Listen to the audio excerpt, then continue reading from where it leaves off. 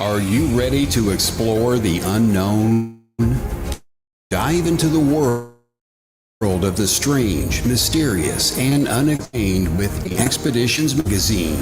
Each issue is packed with spine-tingling tales, cutting-edge paranormal investigations, and exclusive insight into hauntings, cryptids, UFOs, and more. Whether you're a seasoned investigator or just love a good ghost story, Eerie Expeditions magazine has something for you. Join our growing community of truth seekers and adventure lovers. Subscribe today at EerieExpeditionsMagazine.com and unlock the secrets of the supernatural. Are you ready? That's EerieExpeditionsMagazine.com. Go there to discover.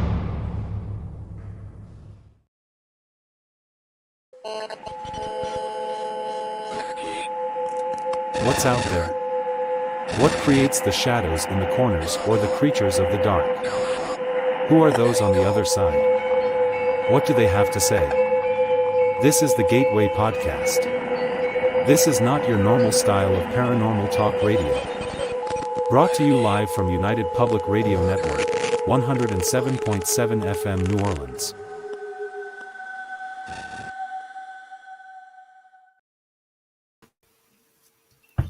Hello from Las Vegas, you guys. I am not sure what's going on with this website today. Everything's kind of messed up, isn't it? So I just got back from New Orleans and it looks like my internet is a little bit slow. So bear with me, you guys. I'm a little bit jet lagged and you wouldn't believe this. I'm sick again. I have like some kind of cold or something that I'm dealing with. So my sexy deep voice might show itself and my nose is runny. Hi, Joe Fox, Foxy Joe, and Michelle is on here. You guys, Michelle just wrote a new book and it's really good. Definitely get it.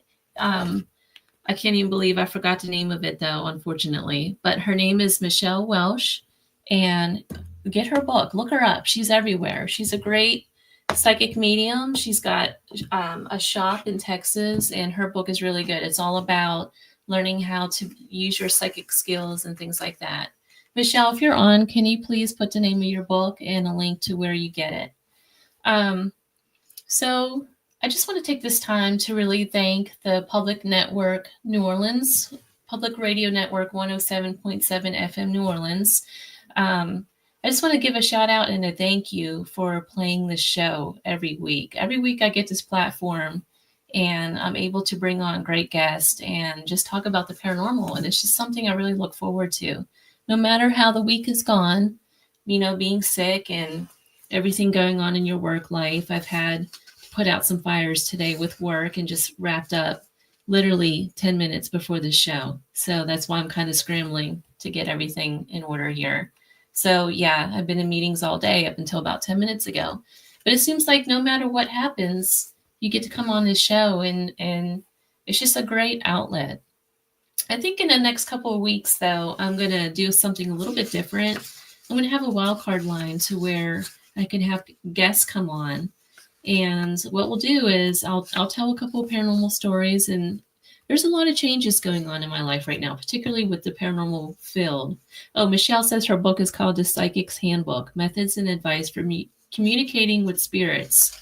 And it's published by Llewellyn. And I'm so sorry, Michelle, that I forgot the name of that.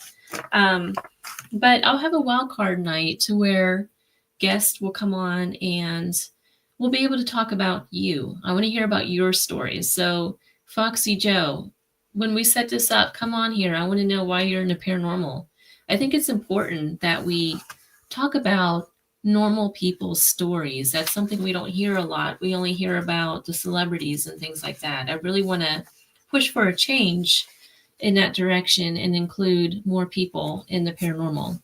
So, and that's what's kind of changing with me in the paranormal world. I had a lot of Paracons lined up this year to where I was going to attend and be a speaker for, and I dropped out of all of them. So I kept one, just one. But, you know, I want to focus more on the real paranormal and less TV. So moving into 2026, I'm already signing up for a lot of different Paracons that aren't celebrity driven. So that's one of the changes that I'm making. And you'll notice that I'm kind of moving away from the TV world. But that said, I have a lot going on. I have a lot of changes coming in my life. I just picked up some new work, and there's a lot of change with that. And it is what it is, right? So my guest tonight, he's a really good guest. Christopher Balzano. I really love to have him on. He's an author of like 12 plus books. He's also a tour guide in the hot world of Florida. Let me get him on here. And we're going to talk about the Haunted Ocala National Forest. Christopher, welcome to the show. Hey, how are you tonight? Thank you very much for having me. I have to apologize up front for being all over the place tonight. Oh my word! So, like I've talked about, is so I just enjoy coming on, talking about hauntings, talking about haunted legends, and having stuff fly around. So it's like absolutely no. I'm going to be the easiest guest you've ever had. All you have to do is not make fun of me, and I'm going to be fine. Oh, why would I ever make fun of you? You'd be surprised. Well, first of all, I'm a high school English teacher, so I spend most of my day being made fun of. You have middle school kids? No, high school. Okay, freshmen, high school. Freshmen, so pretty much middle schoolers. Yeah.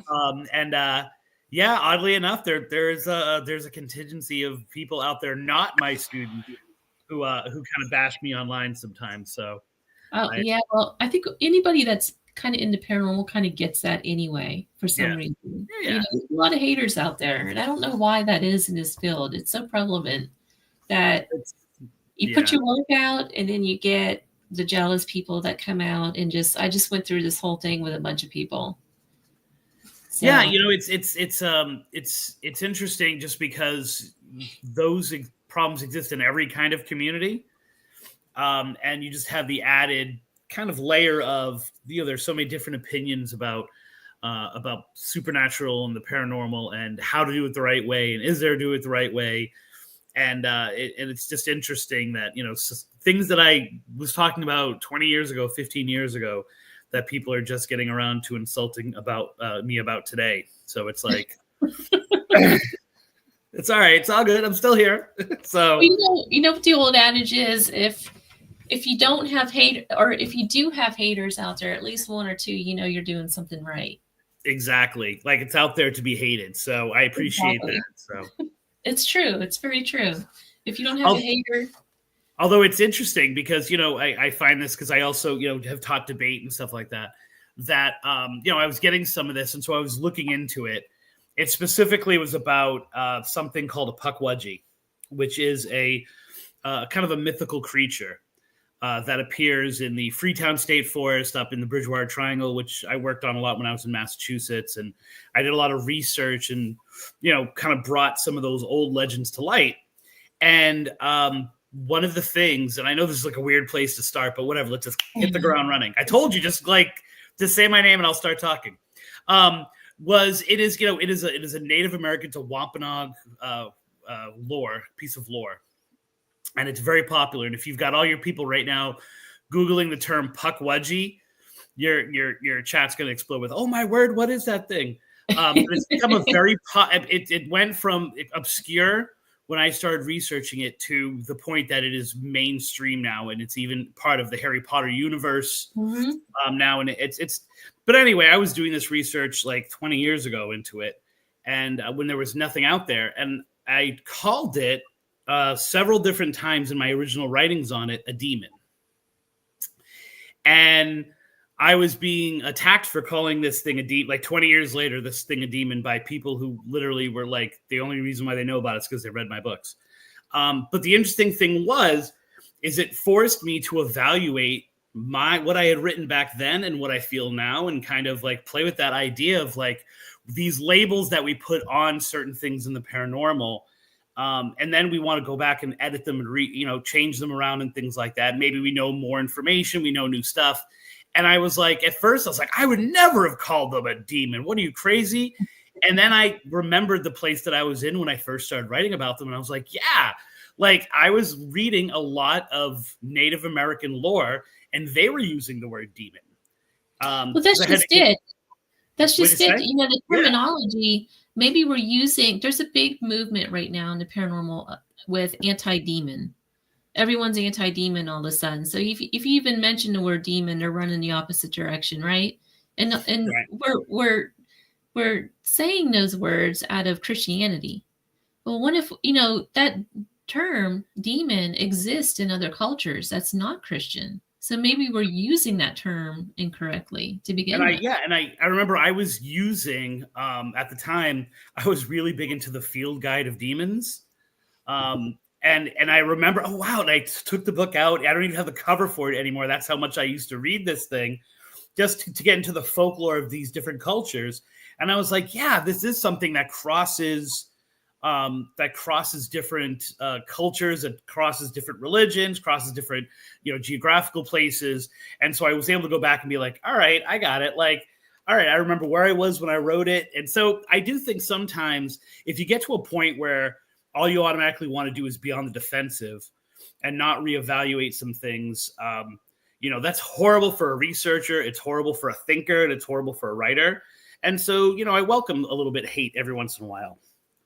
So I don't want them to insult me like my students do, but still.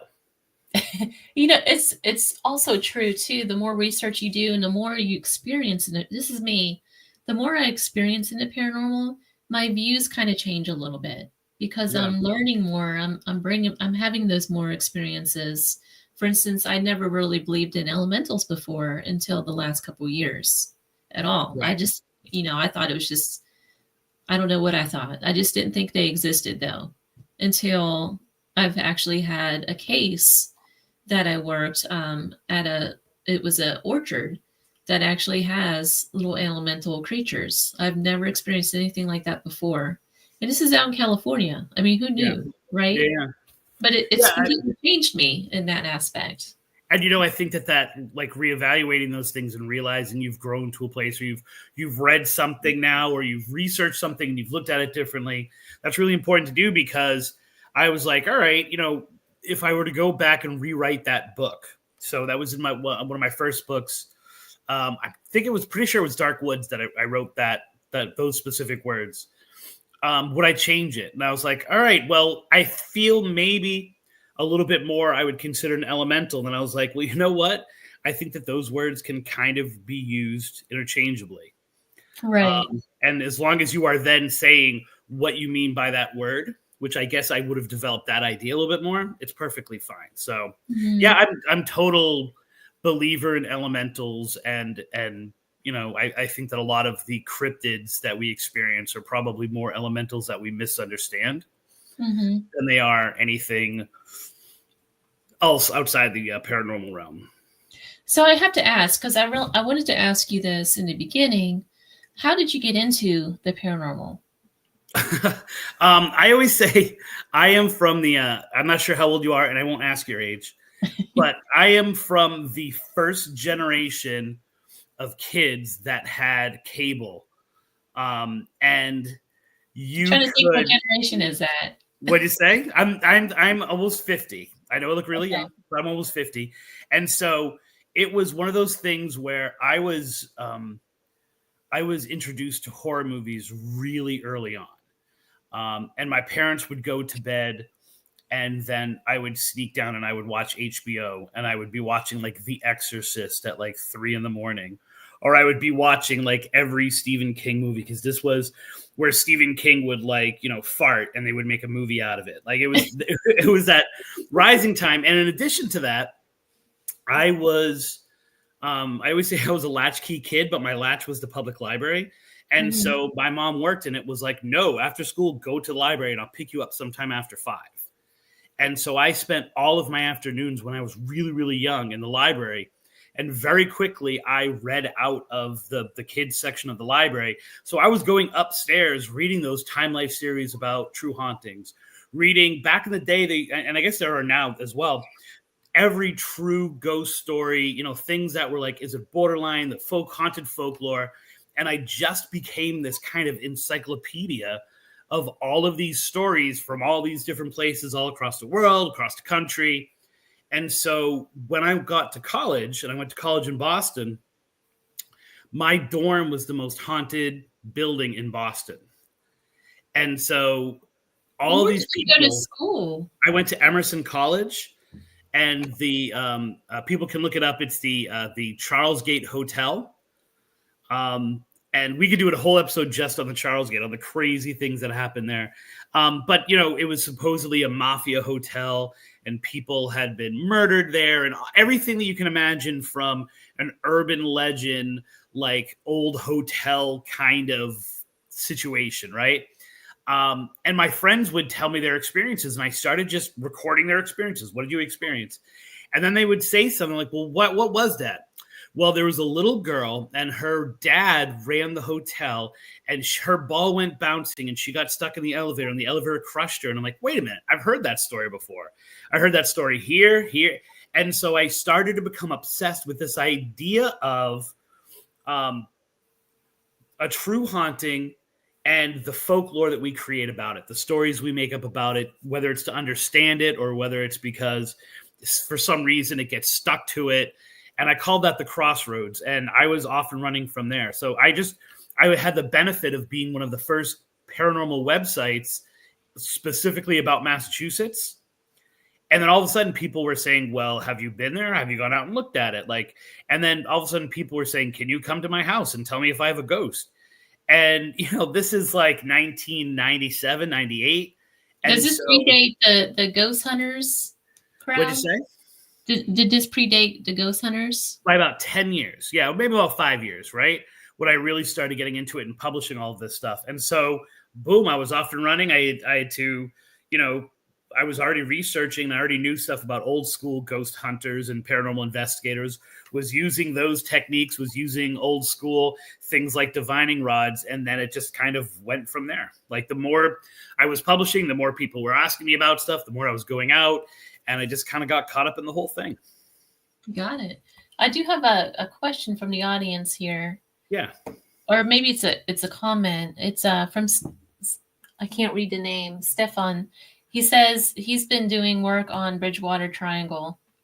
I know about them. I researched Bigfoot even in Freetown State Forest.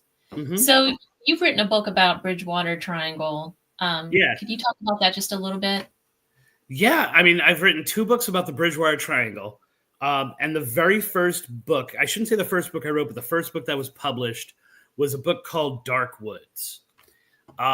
Because I kept getting called back to the same area of Massachusetts, right? Like I was a Boston kid. I wanted to do nice little ghost stories right in that area. And I kept getting called out like an hour and a half, 2 hours to these places like Taunton and Rehoboth and you know, that were on the other side of the state and like in the woods. And I'm like, what are you talking? I'm a city kid. Like, what do I want to go in the woods for? And then my boss one day, I was working as a librarian, as an acquisitions librarian and a law library. He said, hey, have you ever heard of the Freetown State Forest? There's a lot of weird things going on there. Why don't you take the afternoon and research it? Great boss, right? And all of a sudden, everything started clicking. I had never heard of the Bridgewater Triangle, even though I was researching it without knowing it. And so one of the apexes of this massive area that was coined by Lauren Coleman in the 70s, and he wrote about it in Mysterious America in 1983. And it's Abington, Massachusetts, and then Freetown, Massachusetts, and then Rehoboth, Massachusetts. They form a triangle.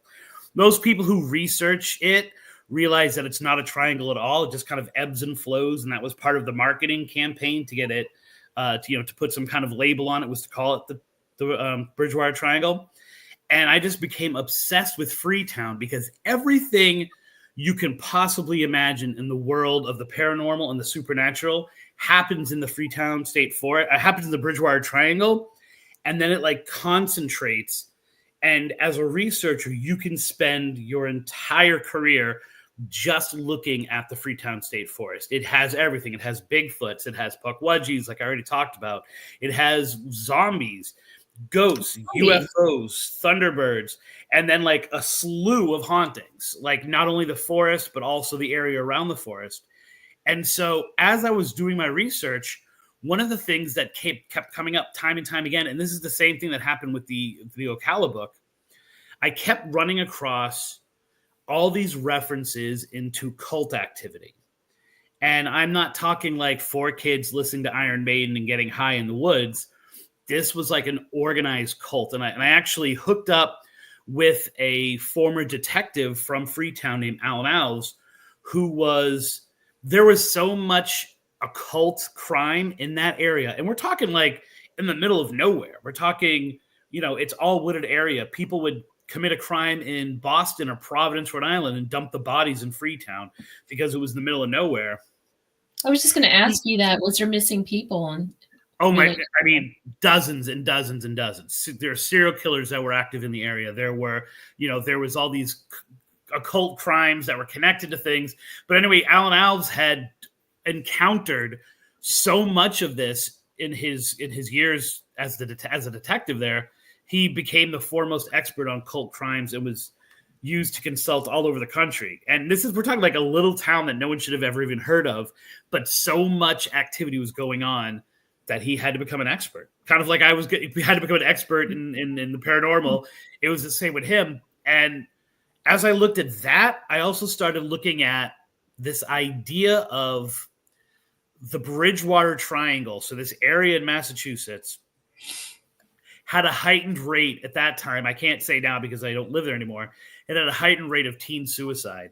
It had a heightened rate of domestic violence, of reports of cancer, like all of these weird things that you don't connect with ghosts.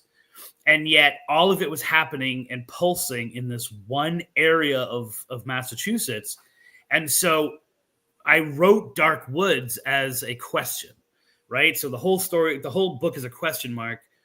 Does the same energy which attracts or allows a playing field for the paranormal and supernatural, does it also affect crime? Does it also affect people being drawn to the area for nefarious reasons or for cult activity?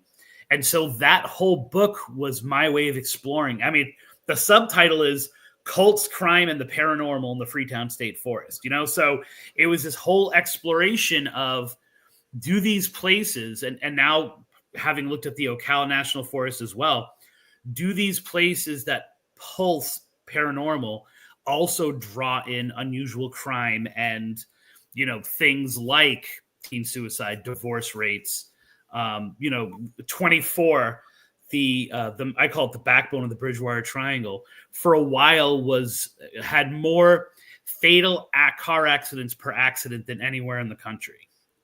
Are those things connected? And that's kind of what Dark Woods was all about.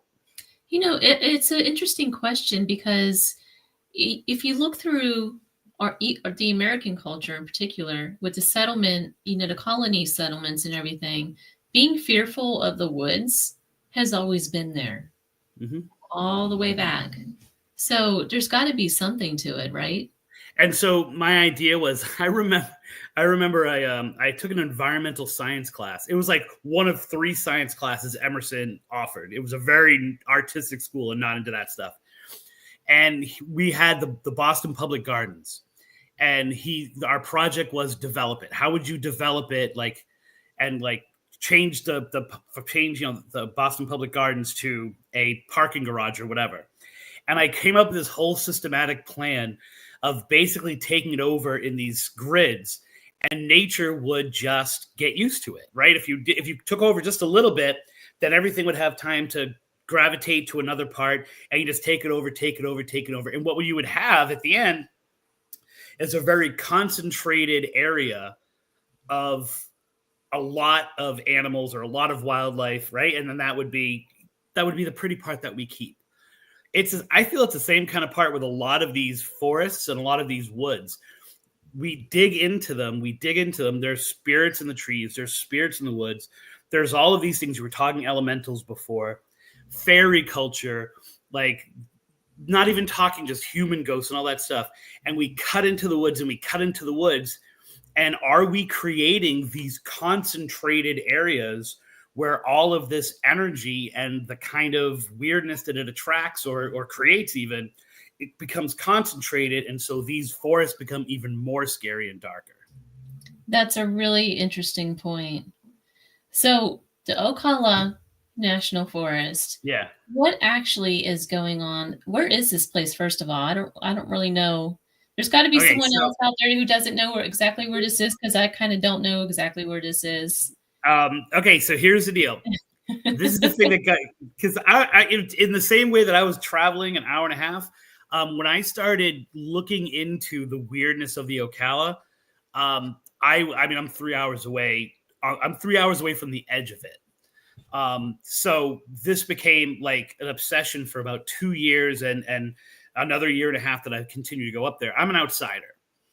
And unlike where I am in Florida, sometimes people have been on their land this is in Central Florida, for 3 or 4 generations. And so they're very protective and they get aggravated at me. So I have to make a clear distinction about what I'm talking about. Okay. There is the town of Ocala, right? And the town of Ocala. What I was thinking was, are we talking about the town? Is there a forest? Okay, yeah. So there's a town of Ocala, right? So if you're on a map and you imagine where Disney World is, right? And you start going north and you see Gainesville coming up, that area is where the forest is. So you have the town of Ocala, then you have the Ocala National Forest, which is over 600 square miles. So it's massive, and it really cuts across all of Central Florida horizontally, pretty much from, like, I consider it starts to touch in from Daytona almost all the way over to the other coast. So does it feed into the Everglades? No, it's the Everglades are where I am. I'm about an hour north of the Everglades. So the Everglades are more closer to like Miami and that kind of area. Okay. So if you just imagine like where Daytona Beach is, that area across the state is the Ocala National Forest. Now, the third level is what I call the Ocala. This is what gets me in trouble. So in the same way that you would say, I live in Southwest Florida, right? Or someone would say, I live in the panhandle of Florida. Or you might say, I was doing research in North Carolina, it was the Piedmonts, right? Mm-hmm. I call that entire area the Ocala. So for me, the Ocala is not just the town of Ocala or the forest, but all that little area around it. And I base that on the idea of the same energy exists in these small towns that might be 10, 20 miles outside of the forest, but they live in the shadow of it. So, for example, south of the Ocala is what's known as the Green Swamp. Mm-hmm. I totally feel that that's part of the Ocala. Now, if you ask someone in the Green Swamp, they would yell at me. They'd bite my head off for that. And the same idea if like someone in the, if someone was living in the Ocala National Forest or the town of Ocala would bite, I don't care. I'm tracking feelings. I'm tracking stories that are very similar. But the Green Swamp had so much stuff in and of itself. I had to cut it all out of my Ocala book because I'm like, all right, this is another book that I'm working on that I got to put to the side. So it really is this massive area that goes pretty much horizontally across the whole country, probably about an hour and a half north of Orlando. Okay. That's something about Florida that people really don't think about is how dark and scary some of the less traveled areas are, I should say. Like, for instance, one night, and it was in the middle of the night, I was on my way to Key West from Nashville, and I forget what happened. Oh, there was a storm coming in. So that's right. And so they closed like part of the interstate to get down there. So I had to come in on the east side and kind of drive through what they call Alligator Alley 75. Yes. Yep. Yes. And it was so scary and dark driving through there in the middle of the night. Yeah, that's a major if that's scaring you going through Florida, you live a blessed life. Because I was just that is a pretty much like the most civilized road you are ever going to find in the state of Florida.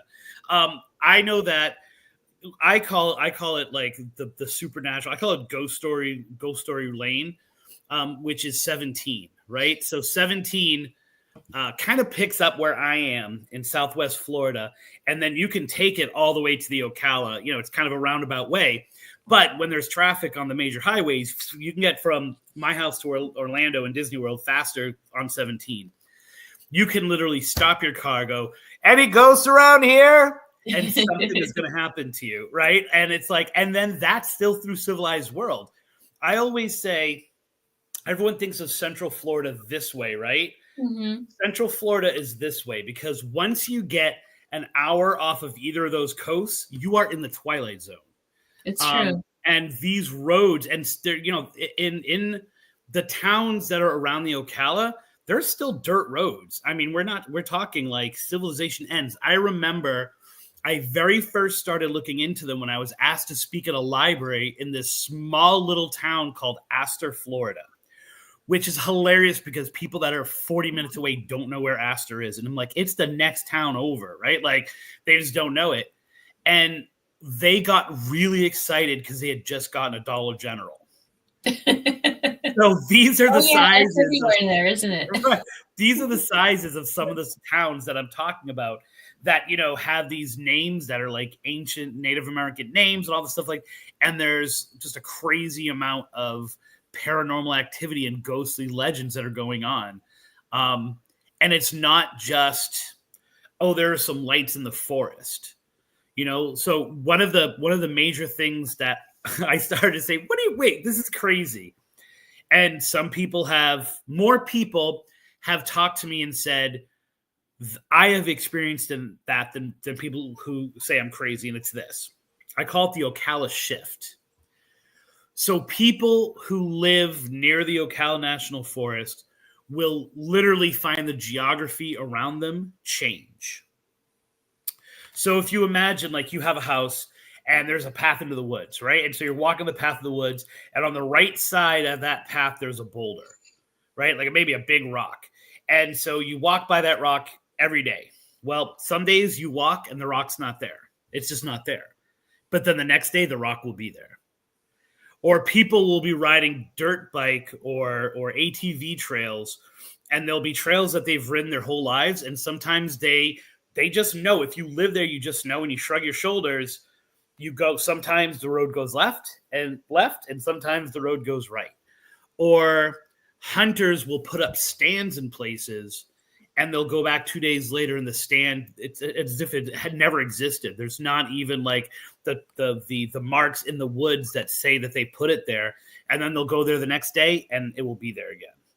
So it's this really weird, it's not even like just a time shift. It seems like a dimensional shift that the geography is constantly playing with itself. I think of like the story of Rose Red, like the house that keeps changing what it looks like and adding rooms when needed.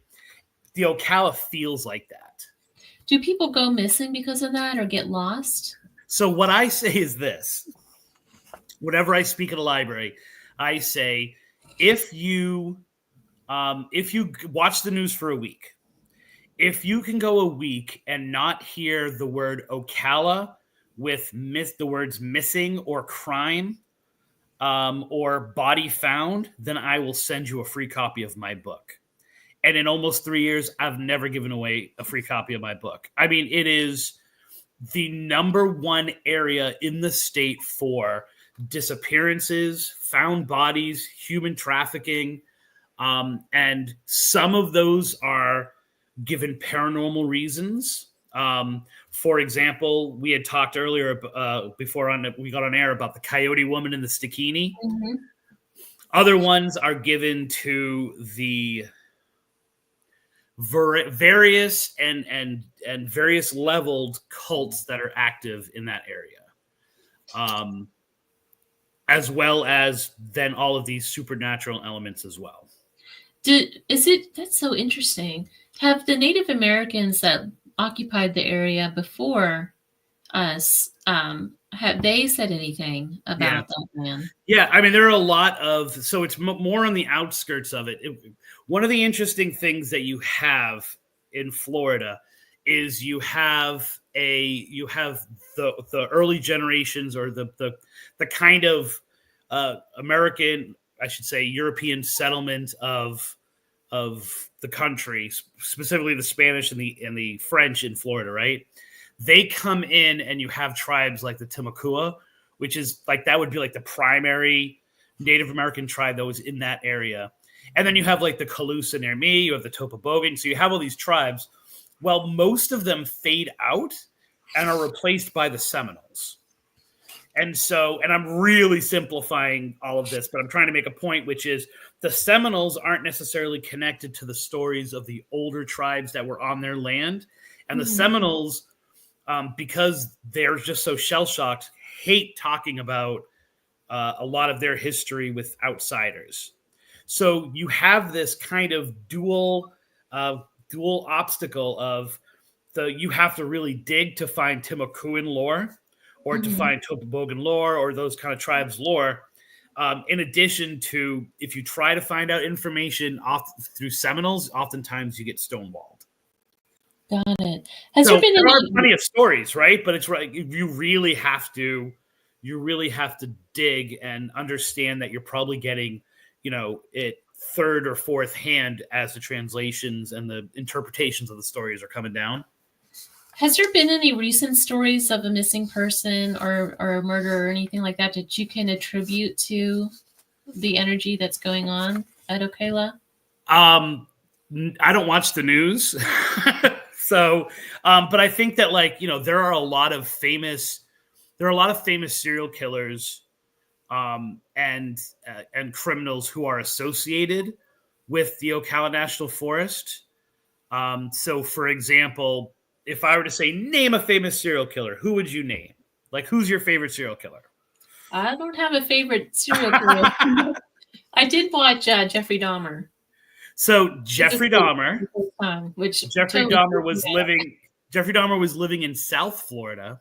Oh, and imagine that. For a while before Wisconsin, he was living in South Florida. And there was a whole conspiracy theory a few years ago that he was the person who had abducted Adam Walsh.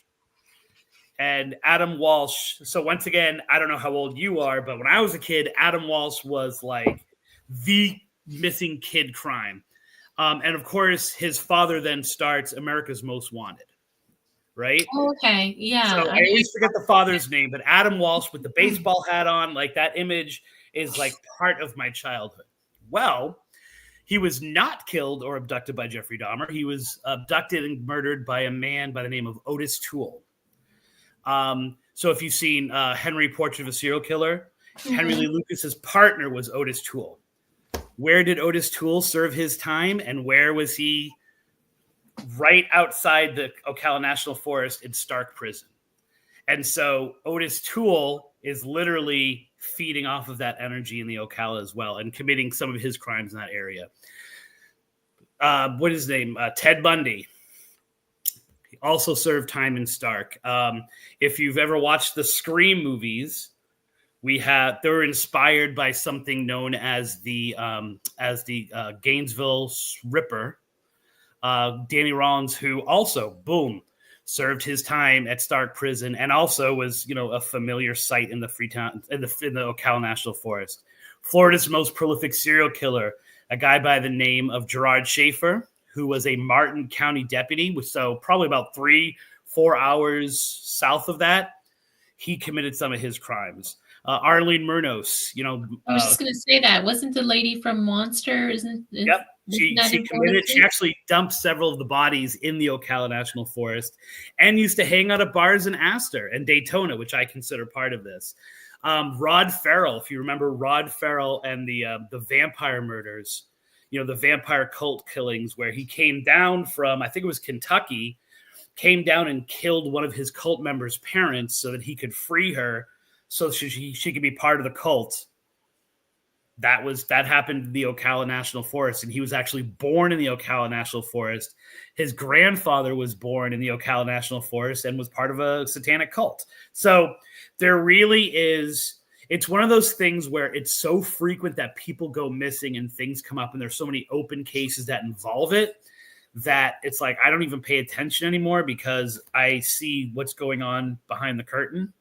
That these aren't just missing person cases, that there's there's an organization to it. Thank you very much. John Walsh is the father's name. Well, what about John? Like that's like the easiest name. what about the Coyote Woman? Can you talk a little bit about that?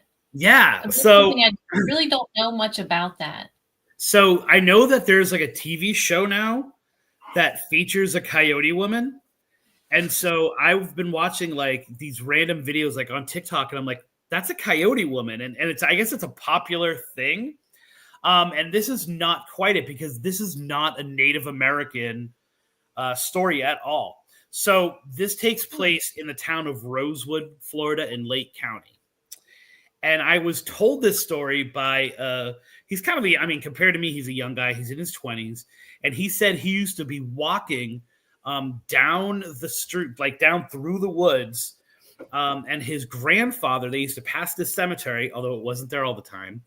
He would walk by this cemetery, and his grandfather would tell him this story. And when his grandfather would say that, like, this is something that happened before my time. So if you imagine grandfather, so we're talking, it's got to be at least like 80 years ago. So the story goes, there was this beautiful young lady. She was 15 and she fell in love with this older guy. He was 18 or 19 years old.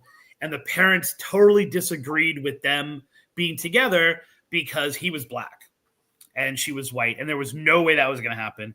And so what used to happen is they would sneak out of their houses at night, and they would meet in this cemetery nearby, and they would, I'm sure, just hold hands and talk about their day and nothing else, right? Because they were kids. Mm-hmm. Yeah. The father finds out, and he says he's going to ship her off, right? The mom convinces him not to. She's like, I can't be without my daughter. And so, like, they just, okay, we'll be more strict. We won't let her out of the house. Da-da. But the father, he can't get over it, right? It's like rolling around his brain. He sees him on the streets of the town one day, and he can't like contain himself, and he goes over and he starts beating him to death.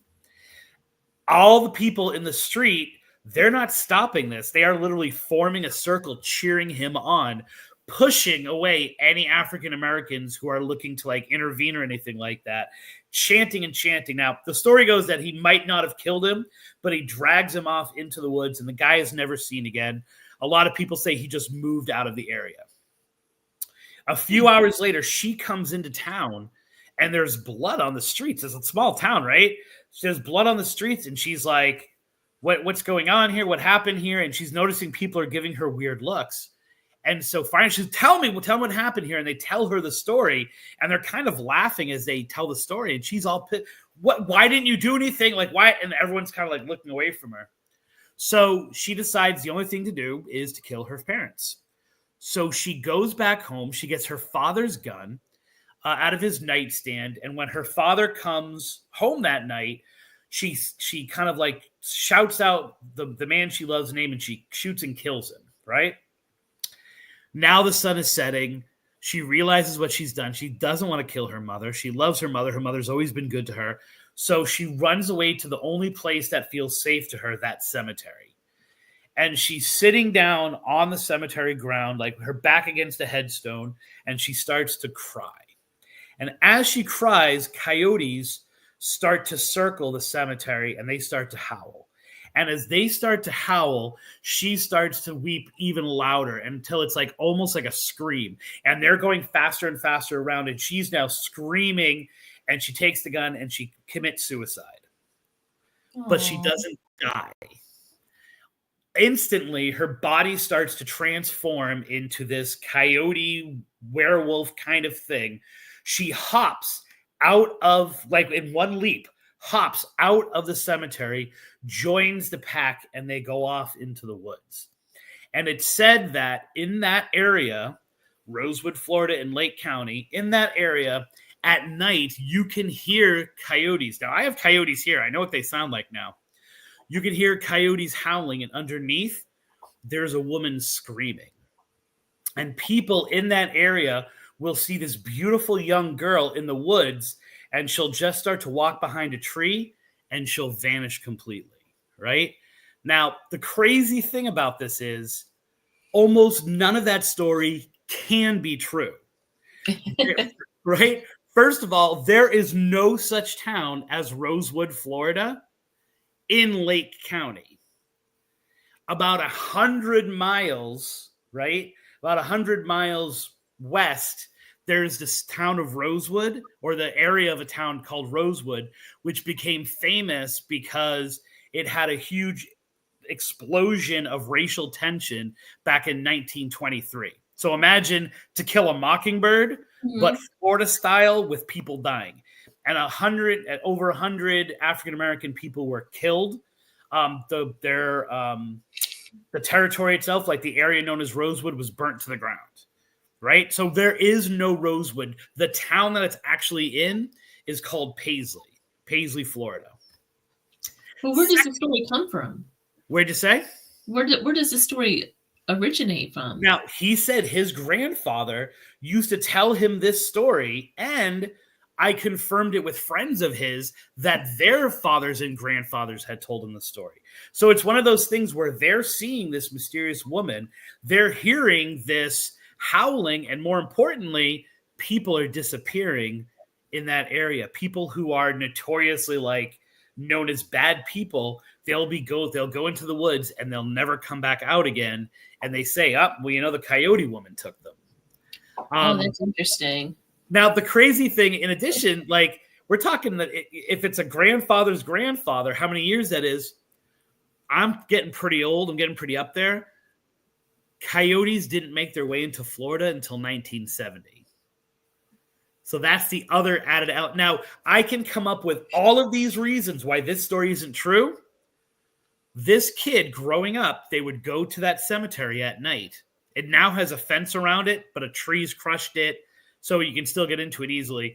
There was no fence back in the day. They would go and they would sit on the graves. This was like the legend trip, or the urban legend to it. They would sit on the graves, they would cross their arms like this, and they would start to chant Coyote Woman. And almost instantly, coyotes would start to circle the cemetery, which is not really how coyotes act anyway. Right. They would circle the cemetery howling with a screaming woman underneath. And to prove your manhood, you had to be the last one in the cemetery without running away scared. What if these coyotes, though, what if they're really not coyotes? What if they're some kind of shapeshifters or something like that? That's what I would agree with. So, and I think that, it's easy to, I was talking to a friend of mine who was just saying that she has coyotes and she lives in the villages, or she lives on the edge of the villages, which I consider part of the Ocala National Forest. It's a ridiculously large retirement community. And she said they're getting coyotes there and they're huge. And I'm like, well, I've got tons of coyotes and they're little. So I think that there are different breeds of them that have been in Florida for years. But what I tried to look for when I started researching this was there extensive coyote use in the folklore of the tribes that were in that area, the Native American tribes that were in that area, because we associate coyotes with Native American lore, right? And I found that that's much more like a Western idea than it ever was in Florida. So it's really interesting. I mean, it's really interesting how this grandfather, who would have been in Florida at a time where there wasn't coyotes, he called it the Coyote Woman. It becomes associated with it. So can it be a shapeshifter? I 100% agree with you that that's a really that's high potential that it could be. That's what it could be.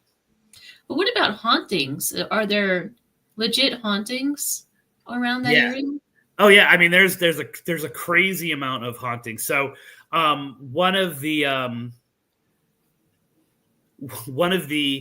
my favorite hauntings. So what I do is I do something called legend tripping. I don't investigate anymore. And what legend tripping is you put all the equipment away, right? And what you do is you base it on the experience, and you try to do as much research connected to the community, and then you go out and do what the people say that you're supposed to do. So if you go to an area like the Oviedo Lights, which is part of the Ocala National Forest, the Ocala, I should say, which are these lights who for years they have jetted around, they've chased after cars, there's all this folklore. You go there, and rather than videotaping it and bringing equipment, You just sit in your car and experience it. So that's the way I approached a lot of the stories that I was able to follow up on. And probably mainly also because I've seen it evolve over time is what happens on Tiger Trail Road in Denellen, Florida. So I don't know do you like a good horror movie? Yeah, of course. Yeah. All right. So, I'm not much of a horror fan myself, but I know a lot of listeners out there who like that sort of thing. So what most people don't realize, even when they're living in Florida, is that the movie Jeepers Creepers is shot in Florida. And so it's shot in the Ocala, right? And so a lot of it. So if you've watched the movie before, it opens up with a brother and a sister. They are going home for, I think, Thanksgiving or a holiday, maybe spring break, and they're driving down this road. That long country road with that long country, right? That long country road is like about a mile long, right? And it's called Tiger Trail Road, and it leads right into the height, like where the high school is. And they just kept shooting it over and over again, like Fred Flintstone style, right? Like, so it seems like it's this really long stretch, but it's really not, right? So that could be one of the most haunted roads in Florida. One of the crazy things. So some people wonder, because a lot of the stories don't start till after the movie was filmed. But when that movie was filmed, they had to actually shift the production over a little bit because the writer and director, Victor Salva, was actually convicted of assaulting teenagers and videotaping it. And so he served time in jail.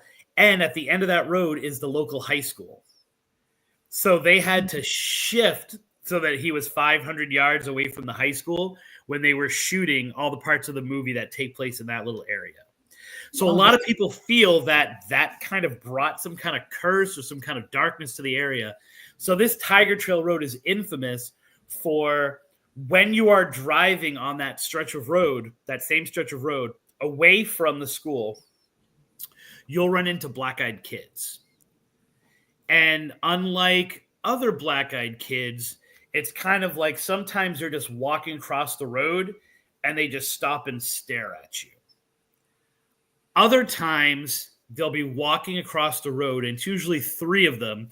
You'll stop because there are kids in the road. It's like, well, you're in the height, even though it's 2:00 in the morning or midnight, the kids still hanging around the school, maybe pulling practical jokes, And so you stop, and then all of a sudden, kids start to tap at you from either window on the sides, asking to be let into the car. And when you just keep driving, they vanish, right? Same thing, driving down. If there are two people in the car, so front seats are occupied, a black-eyed kid will actually appear in the back seat, and he'll start to talk to you. And they feel it has like the same impact as inviting them in if you decide to have a conversation with him. So I've driven that stretch of road at nighttime for a few years as I was researching this book. And then something really interesting happened. There was another horror movie that was called Butterfly Kisses that came out in 2018. And so the plot of Butterfly Kisses is it's like it's found footage, and there's this urban legend, and you have to stare down this like railway station and for an hour without blinking. And if you do, this serial killer monster Slender Man type character named Peeping Tom is going to it gets closer, and every time you close your eyes it gets a little bit closer. You close your eyes, it gets closer, right? That is now part of the mythology of this Jeepers Creepers location. So what you're supposed to do, and what locals do now, is they go to that area, they turn off their car, they turn on their lights, and when you turn on your lights in the distance, that stretch of road, you will start to see this dark man who looks like the main character from Jeepers Creepers if he was a shadow person. You turn off your lights, you turn on your lights, he gets a little closer. You turn off your lights, you turn on your lights, a little bit closer. A little bit closer, a little bit closer until he touches the hood of your car. And if you do it one more time, he appears in the passenger seat and kills you. But Interesting. but you can escape. If you drive away, the same thing will happen. Every time you turn your lights off, he'll be closer. Instead, what you have to do is turn your car on, turn your car off again, put on your high beams, and then every time you turn the high beams off, he'll be a little bit further and a little bit further and a little bit further and a little bit further away until you can't see him, and then it is safe to leave. Have there been any missing cases from that area? From Dunellen specifically? Mm-hmm. I can't think of any people who have gone missing excuse me, from the town of Dunellen. It's one of those things where people go missing from Cape Coral, where I am, and they're found in the Ocala National Forest. Or, for example, there is around this time of year, they have what are called the rainbow people. And so the rainbow people, and this happens in different places across the country, all of these people converge in the woods, in these woods, and it's kind of like Burning Man meets Woodstock, right? So it's like they party for like 2 weeks, a lot of drugs, lot of sex, a lot of like communal living as well, and 85% of the rainbow people are really, really good people. Unlike other places, because it's so nice in northern Florida, Central Florida at that time, they stay. And so people know that in the spring, the late winter and spring months, in all those towns around the Ocala, if you go in to buy deodorant, for example, you open it up to check that it hasn't been used yet, because they'll just drift into town, steal stuff, like use deodorant and put it away. Take out a little bit of toothpaste and brush your teeth and so what has happened is a more nefarious element has seeped into rainbow people culture. And so, every 1 out of every 20 is not really there for the music and that stuff, but rather to abduct people. So you have people who are locals who go and interact with the rainbow people, and they go missing. And the last time that someone ever saw them, they were like, oh, well, I saw them. They were going into the woods to be with the rainbow people. So it's more of like that kind of thing. Or it's like I said, it's abductions that happen somewhere, and then the body is found somewhere in one of these random towns around the Ocala National Forest. This conversation is just so interesting. We only have 5 minutes left, though, unfortunately. Okay. I know, it went by so fast. Michelle asked, for a quick trip, what do you recommend to visit? Wow. Okay, so if I were doing a quick trip, bless you. If I were doing a quick trip, I would 100% definitely do Tiger Trail Road. Because it's so freaky. And from there, you can go to like a church which has been mislabeled as the church from Jeepers Creepers as well. It's this Baptist church where this fog rolls in, and then you have these orbs that are kind of dancing all over the graves. One of the really interesting places to go is Ocala itself, like the town of Ocala. We could do 45 minutes just on this area known as Fort King. Fort King is just ridiculously haunted. There are 3 or 4 really good haunted legends. I've never gone there and not had something unusual happen. And it's one of those things where you go down the road that Fort King is on, and there's 3 or 4 notoriously haunted locations. Seven Sisters Inn, which was featured on one of the early seasons of Ghost Hunters, is on that road. You have the old Civics Player Center is there. And then if you keep going, you get to Silver Springs, which is the 3 or 4 most haunted places in Florida. And that is it was Disney before Disney existed. It was this huge theme park that was all based around these glass bottom boats before that was really a thing all over the place. And the number of hauntings and sightings that happen there and the energy you feel there. Again, we could do 45 minutes just on the hauntings of Silver Springs. So those are also the safest places to go. The safest. Because, like, you know, there's a lot of ones in this book that are like, take Road 77 out 17 miles and get to, so it's one of those really, really difficult people are like, you should do a tour of these stories in the Ocala. And I'm like, they're all over the place and they're in the woods. And I just said there's all this crime happening there. If you want to take a bus, you can take my book with you and go find your own way. Because I would not take a group of people to hit all of these places, because some of them are really dark with supernatural things, and some of them are really dark with human things. Well, Christopher, where can people buy your book? You have 12 books out there, but where can people? Amazon would be the best place.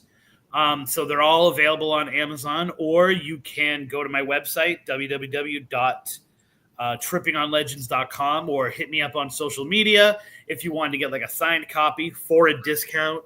You can also get in contact with me that way. Facebook is facebook.com/trippingonlegends. My Instagram is spooky tripping, like at spooky tripping. Basically, I'm like, if you type in the word Balzano, I'm like the only thing you get. Christopher, thank you so much for coming on the show. I really enjoyed having you on. Thank you very much for having me on as well. I definitely want to have you back, though, to talk about. Get healthy. Get rid of that. Go to sleep. I keep on getting sick for some reason. I've been off and on for like a month. This has been going on. I don't know what's going on. I'm with you. So, thank you very much, and I'd love to come on anytime you want me. So yes, and I'm so sorry I don't have your book, up on the screen or anything like that. I'm so sorry about that, but there it is. There it is. And if you want one for the kiddies, the book was selling so well, they asked me to write a kids version for readers like 8 to 12. So there's a kids version where, like, all the sketchy parts are taken out, and then you have, like, this version as well. So there you go. So I see a road trip in my near future to go. I will meet you out there, and I'll take you to these places. I just can't take a tour bus. So, well, I'm definitely gonna hold you on that. Okay. Hey, don't go away. I want to talk to you real fast. So don't go away. You've been listening to The Gateway, your portal to the unexplained, the mystical, and the otherworldly, broadcast live from United Radio Network 107.7 FM New Orleans. I'm your host, C.L. Thomas. Until next time, I think next week, I don't have my date book in front of me, but next week I do have a guest on, and they are going to talk about, I think they're going to talk about tarot cards, if I'm not mistaken. I'm not sure, but stay tuned, and until next time.